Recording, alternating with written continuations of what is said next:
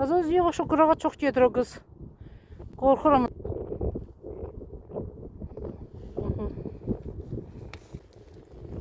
Geçək yerlərdə valla bura. Buranı alın.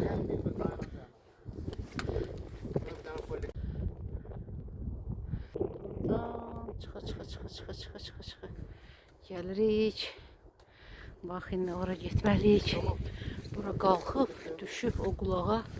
Qulaqdan da sonra aşağı düşməliyik.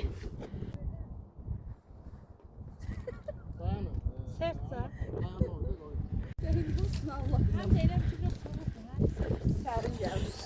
Sərindir, mən uşa giyindim. Gəlin görüm.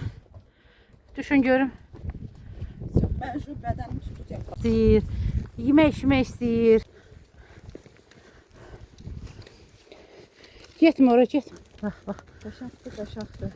İşəkdir, get. Kaldırmakta bu ne? Örür daş qaldırmaqdan ötəri. Vse.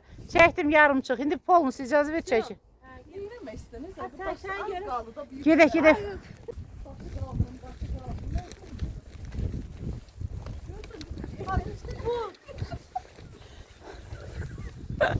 Akıllara bak. Kim grupta zarda danış.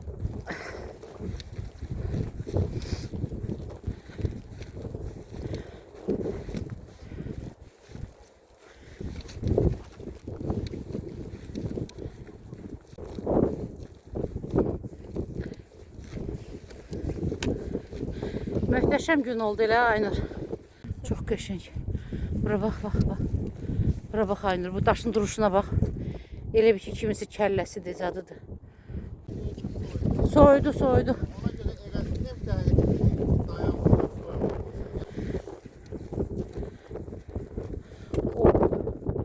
Biz indi bu dağa qalxacağıq. Bax, bu dağa düşüb qalxasıyıq. Bu Bakının qulağının birinə. Getdik ora. Çox gözəl və kurtul yerdir.